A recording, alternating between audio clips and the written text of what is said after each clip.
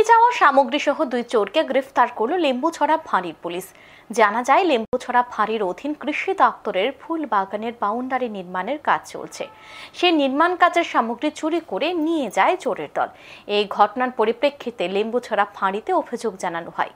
ঘটনার তদন্তে নেমে লেম্বুছড়া ফাঁড়ির পুলিশ সন্দেহভাজন 2 জনকে নিজ বাড়ি থেকে আটক করে থানায় নিয়ে আসে। থানায় জিজ্ঞাসাবাদের পর ধৃতরা স্বীকার করে এই চুরির ঘটনার সাথে তারা যুক্ত ছিল।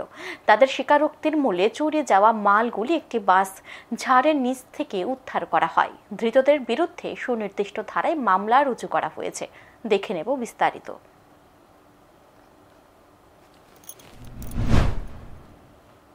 আমরা সামনে সবকিছু একদম সুন্দর মতো স্বীকার করার পরে আমরা তাদের স্বীকারোক্তি মূলে চুরি যাওয়া মালগুলি একটা ওই গোপাট টিলার নামে একটা বাঁশঝাড়ের নিচে রাখা অবস্থায় পাই। তারাই এগুলি দেখিয়ে দেয়। তো দেখা যাওয়ার পরে আমরা এগুলি সিজ করে নিয়ে আসি।